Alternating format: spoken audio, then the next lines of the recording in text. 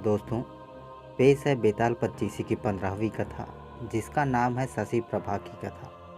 दोस्तों, पहले की ही भांति राजा विक्रमादित्य पुनः उस शीशम के पेड़ के पास जा पहुंचा और बेताल को उतार कर कंधे पर डाला और खामोशी से अपने गंतव्य की ओर चल पड़ा।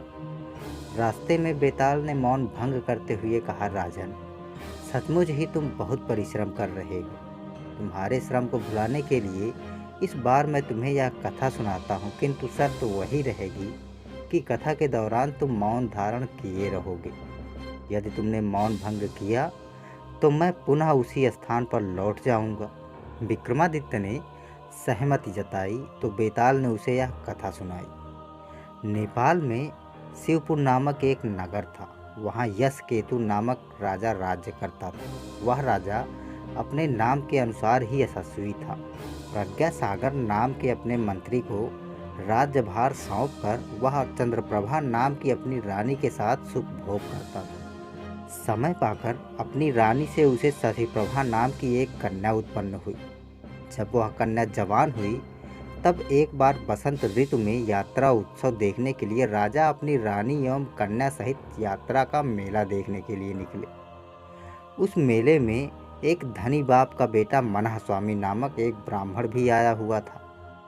मेले के एक भाग में फूल चुनने को उद्गत उसने शशि प्रभा को देखा तो वह मोहित हो गया। मनहस्वामी सोचने लगा, क्या यह रति है जो कामदेव का बाण बनाने के लिए बसंत के द्वारा सुसज्जित फूलों को एकत्र कर रही है, अथवा यह कोई वन देवी है जो बसंत पूजन करने की इच्छा रखती है। वह ऐसा सोच ही रहा था कि उस राजकुमारी ने भी उसे देख लिया। कामदेव के समान मनहस्वामी को देखते ही वह भी उत्कंठित हो उठी। तब ना उसे फूलों की सुध बुध रही, ना अपने अंगों तथा अपने शरीर की। इस प्रकार वह एक दूसरे के प्रेम रस में लीन रहे। उसी समय हाय हाय का शोर सुनाई दिया। क्या हुआ, यह जानने के लिए कंधे उचकाकर जब उन दोनों ने देखा तो उन्हें दौड़कर आता हुआ एक उन्मत्त हाथी दिखाई पड़ा।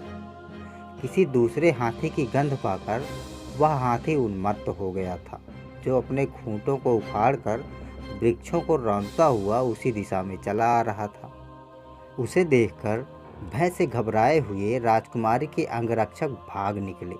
तब मनहस्वामी ने दौड़कर अकेले ही उसे देखकर भय से घबराए हुए राजकुमारी के अंगरक्षक भाग निकले। तब मनहस्वामी ने दौड़कर अकेले ही राजकुमारी को अपने दोनों हाथों में उठा लिया। राजकुमारी को, जो उसके अंगों से थोड़ा सटी हुई थी और भय, प्रीति एवं लज्जा से व्याकुल हो रही थी, मनहस्वामी हाथी की पहुंच से बाहर उसे बहुत दूर ले गया। जब उसके निकट रक्षक आए तो उन्होंने मनहस्वामी की बहुत प्रशंसा की और राजकुमारी को उसके महल ले गए। जाती हुई राजकुमारी बार बार पलटकर मनहस्वामी को देखती जा रही थी। अपने महल में विकल होकर वह अपने प्राण रक्षक का स्मरण करती हुई कामाग्नि में दिन रात जलती हुई सी रहने लगी। राजकुमारी अपने अंतःपुर में चली गई। यह देख मनहस्वामी भी उस उद्यान से लौट आया और उत्कंठित होकर सोचने लगा, इसके बिना अब मुझे जीने का उत्साह नहीं रह गया। अतः वह अपने सिद्ध और धूर्त गुरु मूलदेव के पास पहुंचा। मूलदेव अपने शशि नामक एक मित्र के साथ रहता था। उन्होंने माया के अद्भुत मार्ग सिद्ध कर लिए थे, अतः उन्हें मायावी शक्तियों का बहुत ज्ञान था। मनहस्वामी ने उनके पास जाकर जब अपनी समस्या बताई तो मूलदेव ने उसे पूरा करने का आश्वासन दे दिया। इसके बाद धूर्त शिरोमणि उस मूलदेव ने अपने मुंह में एक मंत्र सिद्ध गोली डाल ली और अपने को एक वृद्ध ब्राह्मण के रूप में बदल लिया। एक दूसरी गोली उसने मनहस्वामी के मुंह में डाल दी, जिससे वह एक सुंदर कन्या बन गया। मूलदेव मनहस्वामी को लेकर उस राजकुमारी के पिता के पास पहुंचा और उसके पिता से बोला, राजन, मेरा एक ही पुत्र है। मैं उसके लिए दूर से मांग कर इस कन्या को लाया हूँ, किंतु इसी बीच मेरा पुत्र न जाने कहाँ चला गया है। मैं उसे ढूंढने के लिए जा रहा हूँ, अतः इस कन्या को आप अपने पास रख लें। आपके विश्वास पर इसे आपके आश्रय में रख कर मैं अपने पुत्र को ढूंढ कर ले आऊँगा। यह सोचकर कि इनकार करने पर कहीं यह सिद्ध पुरुष क्रोधित ना हो जाए, श्राप ना दे दे, राजा यशकेतु ने उसकी बात स्वीकार कर ली और अपनी कन्या शशि प्रभा को बुलाकर कहा, बेटी तुम इस कन्या को अपने महल में ही रखना और इसका हर तरह से ख्याल रखना। इसे किसी भी वस्तु की आवश्यकता हो तो उसे भली भांति पूर्ण करना। राजकुमारी ने अपने पिता की आज्ञा शिरोधार्य की और वह कन्या बने मनस्वामी को अपने राजमहल ले गई। महल में आई उस कन्या के साथ राजकुमारी थोड़े दिनों में हिल मिल गई और उस पर सखियों जैसी प्रीति और विश्वास करने लगी। एक बार रात के समय जब कन्या वेश में अपने को छुपाए हुए मनस्वामी राजकुमारी की सैया के निकट ही एकांत में सोया हुआ था, तब उसने विरह में व्याकुल राजकुमारी से, जो अपनी सेज पर छटपटा रही थी, पूछा, सखी तुम्हारी कांति पीली पड़ गई है, तुम दिन प्रतिदिन दुबली होती जा रही हो। शशि प्रभा तुम ऐसे दुखी प्रतीत हो रही हो जैसे अपने प्रियतम से तुम्हारा बिछोह हो गया हो। मुझे सारी बात सच सच बताओ, क्योंकि सखियों से दुराव उचित नहीं होता। यदि तुम मुझे सारी बातें सच नहीं बताओगी तो मैं अन्न जल त्याग कर आमरण अनशन शुरू कर दूंगी। यह सुनकर राजकुमारी ने गहरी सांस ली और धीरे से कहा, सखी भला तुम पर अविश्वास कैसा? तुम अगर जानना ही चाहती हो तो सुनो। एक बार मैं बसंतो उद्यान में होने वाली यात्रा देखने गई थी। वहाँ मैंने एक सुंदर ब्राह्मण कुमार को देखा। उसकी सुंदरता हिमयुक्त चंद्रमा के समान थी। उसे देखते ही मेरी कामना उद्दीप्त होने लगी। मैं उसके चेहरे की ओर एकटक देखने लगी। तभी काल मेघ के समान चिघाड़ता हुआ एक हाथी वहाँ आया। उसने अपना बंधन तोड़ दिया था। उस हाथी के माथे से मद जल झर रहा था। उस विशालकाय हाथी को देखकर मेरे अंगरक्षक भाग खड़े हुए। मैं भी बेहद भयभीत हो उठी। तभी तीर के समान वह ब्राह्मण कुमार मेरी ओर लपका और मुझे अपनी बाहों में उठाकर हाथी की पहुंच से दूर ले गया। चंदन लगे अमृत से सिक्त जैसे उसके शरीर के स्पर्श से मेरी दशा न जाने कैसी हो गई। मैं उसके शरीर के स्पर्श का आनंद लेती रही। स्वयं को उसकी गोद से उतारने का मैंने तनिक भी प्रयास नहीं किया। तभी मेरे रक्षक आ पहुँचे और मैं लाचार होकर उसके साथ वापस महल चली आई। तभी से अपनी रक्षा करने वाले उस युवक को मैं सपनों में देखा करती हूँ। मैं सोते समय स्वप्न में देखती हूँ कि वह मेरी खुशामद कर रहा है और सहसा चुंबन आलिंगन के द्वारा मेरी लज्जा दूर करने का प्रयत्न करता है, किंतु मैं अभागिनी उसका नाम आदि न जानने के कारण उसे पा नहीं सकती। इस तरह प्रियतम के विरह की आग मेरे हृदय को जला रही है। राजकन्या की इन बातों से कन्या का रूप धारण किए हुए उस ब्राह्मण युवक मनस्वामी को बड़ी प्रसन्नता हुई।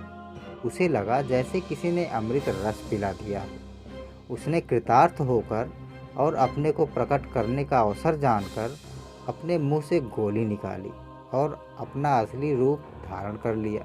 उसने कहा, हे चंचल आंखों वाली, मैं ही वह व्यक्ति हूँ जिसे उस उद्यान में दर्शन करके तुमने खरीद लिया था। हे सुंदरी, पल भर के परिचय के बाद ही तुमसे अलग होने पर जो मुझे कष्ट हुआ, उसी का यह परिणाम है कि मुझे स्त्री का रूप धारण करना पड़ा। अतः मेरी और अपनी इस असहाय विरह व्यथा को दूर करो, क्योंकि मैं इससे अधिक विरह व्यथा सहन नहीं कर सकता। अपने प्रियतम को सामने पाकर शशि प्रभा भाव विह्वल हो उठी और प्रसन्नता से मनस्वामी से ऐसे चिपक गई जैसे कोई लता वृक्ष से चिपकती है। उन्होंने उसी समय गंधर्व विधि से विवाह कर लिया। फिर दोनों प्रेमी अपनी इच्छा के अनुसार सुख भोग करने लगे। इस प्रकार सफल मनोरथ वाला वह मनस्वामी दो रूप धारण करके राजमहल में ही रहने लगा। दिन में मुंह में गोली डालकर वह स्त्री बन जाता था और रात को गोली निकालकर पुरुष। कुछ समय बीतने के पश्चात एक दिन राजा यशाकेतु के साले मृगांक दत्त ने अपनी कन्या मृगांकवती का विवाह प्रज्ञासागर नामक ब्राह्मण महामंत्री के पुत्र से कर दिया। विवाह के पश्चात उन्होंने प्रज्ञासागर को बहुत सा धन भी दिया। विवाह का निमंत्रण पाकर राजकुमारी शशि प्रभा अपनी ममेरी बहन के विवाह में सम्मिलित होने के लिए अपने मामा के घर चली गई। उसके साथ उसकी सहेलियां और अनुचरियां भी गई थीं। सुंदर स्त्री का रूप धारण किए मनस्वामी भी उसके साथ गया। वहाँ जब मंत्री के पुत्र ने स्त्री का रूप धारण किए मनस्वामी को देखा तो वह उसकी सुंदरता पर मुग्ध हो गया और उसे प्राप्त करने की इच्छा करने लगा। उस कपट कन्या अर्थात मनस्वामी ने मंत्री के पुत्र का चित्त चुरा लिया था। वह जब अपनी नवविवाहिता पत्नी के साथ घर लौटा तब उसे सब कुछ सूना सा जान पड़ा। मंत्री के पुत्र का मन हर पल उसी के रूप लावण्य के ध्यान में रमा रहने लगा। अंततः वह एक दिन तीव्र अनुराग के सर्प से डसा जैसा पागल सा हो उठा। मंत्री पुत्र के बंधु बांधव यह सोचकर घबरा उठे कि यह क्या हुआ। हंसी खुशी का उत्सव रोक दिया गया। यह वृत्तांत सुनकर उसका पिता प्रज्ञासागर भी वहां आ पहुंचा। पिता ने जब उसे दिलासा दिया तो उसे कुछ होश आया। उसने उन्माद में प्रलय करते हुए अपनी मनोकामना अपने पिता से कह सुनाई। उसके पिता ने जब देखा कि स्थिति उसके हाथ से बाहर हो गई है तो वह बहुत व्याकुल हुआ। सारा वृत्तांत जानकर राजा भी वहां पहुंचे। राजा ने जाकर देखा कि मनस्वामी से गहरी वासना के कारण वह 7वीं मदनावस्था में पहुंच चुका है। तब शीघ्र ही उन्होंने अपने प्रजाजनों से कहा कि ब्राह्मण जिस कन्या को मेरे यहाँ रख कर गया है उसे मैं इसको कैसे दे दूँ। लेकिन यह भी सत्य है कि उसके बिना यह अंतिम दशा में पहुंच जाएगा। इसके मरने पर मेरा मंत्री भी जीवित न रह सकेगा जो इसका पिता है। अब आप लोग ही बतलाइए कि मुझे क्या करना चाहिए। मदनावस्था की 10 दशाएं बताई गई हैं जो इस प्रकार है। पहली है अभिलाषा, दूसरी है चिंता, तीसरी है स्मृति, चौथी है गुणानुवाद, 5वीं है उद्वेग, 6वीं है प्रलाप, 7वीं है उन्माद, 8वीं है व्याधि, 9वीं है जड़ता और 10वीं है स्मरण। राजा की यह बातें सुनकर सभी प्रजाजनों ने कहा, राजा का तो धर्म यही कहता है कि वह प्रजा के धर्म की रक्षा करे। धर्म रक्षा का मूल है परामर्श और वह परामर्श मंत्रियों से ही मिलता है। इस प्रकार मंत्री की मृत्यु से उस मूल का नाश हो जाता है। अतः धर्म की हानि नहीं होने देनी चाहिए। पुत्र सहित इसे मंत्री का वध करने का पाप लगेगा। अतः इसकी रक्षा अवश्य करनी चाहिए और अनसान धर्म हानि को होने से रोकना चाहिए। ब्राह्मण जो कन्या आपके यहाँ छोड़ के गया है उससे मंत्री पुत्र का विवाह कर देना चाहिए। ब्राह्मण जब लौट कर आएगा और क्रोध करेगा तब उसका प्रबंध कर लिया जाएगा। प्रजाजनों का यह कहना राजा ने मान लिया। वह उस बनी हुई कन्या को मंत्री के हाथों सौंपने के लिए शुभ मुहूर्त निश्चित करके राजकुमारी के घर से उसे ले आया। तब कन्या रूप वाले मनस्वामी ने राजा से कहा, महाराज, मैं दूसरे के द्वारा किसी अन्य पुरुष के लिए लाई गई हूँ। हे राजन, यदि फिर भी आप मुझे किसी और को देना चाहते हैं तो वैसा ही करें। इससे जो धर्म या अधर्म होगा वह आपका होगा। मैं विवाह तो करूँगी लेकिन जब तक अपने पति की सेज पर नहीं जाऊँगी, जब तक कि ब्राह्मण 6 माह का तीर्थ भ्रमण करके नहीं लौटेंगे। यदि ऐसा नहीं हुआ तो मैं दांतों से अपनी जीभ काटकर अपना प्राणांत कर लूँगी। कन्या का रूप धारण करने वाले मनस्वामी ने जब यह कहा तो राजा ने जाकर मंत्री पुत्र को समझाया। उसने भी निश्चिंत होकर यह बात मान ली और शीघ्र ही उससे विवाह कर लिया। अनंतर एक ही सुरक्षित घर में अपनी पहली पत्नी मृगांकवती और उस बनावटी पत्नी को रखकर स्त्री को प्रसन्न करने की इच्छा से वह मूर्ख तीर्थ यात्रा के लिए बाहर चला गया। तत्पश्चात स्त्री रूप धारण किए मनस्वामी मृगांकवती के साथ एक ही महल में रहने लगा।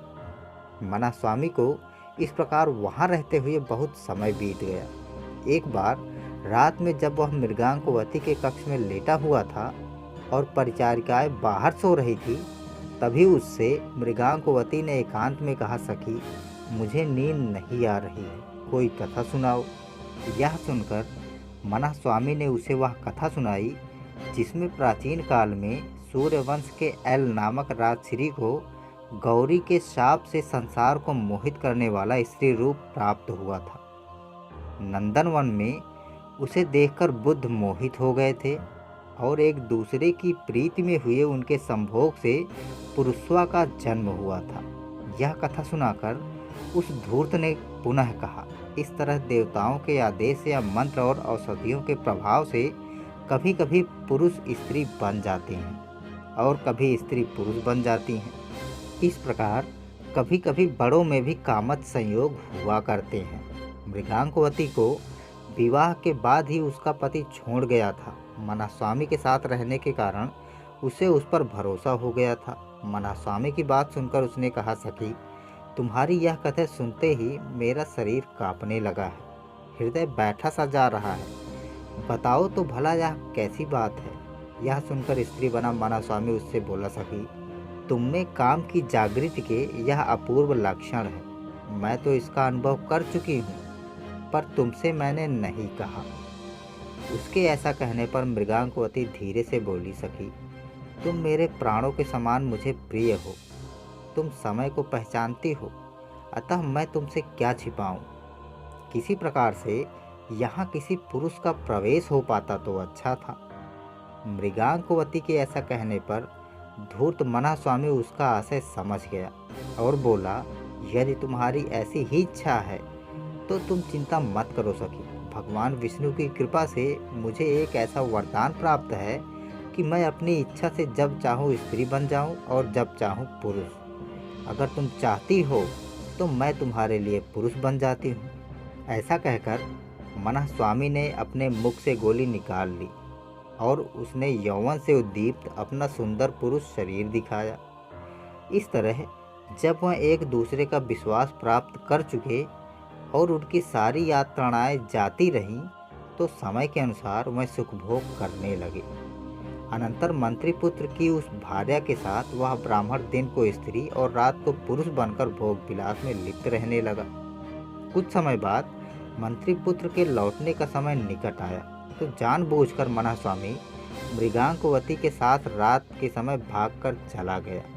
इन्हीं घटनाओं के बीच सारा वृत्तांत सुनकर उसका गुरु मूलदेव बूढ़े ब्राह्मण के रूप में वहां फिर आया। उसके साथ युवक ब्राह्मण के रूप में उसका मित्र शशि भी था।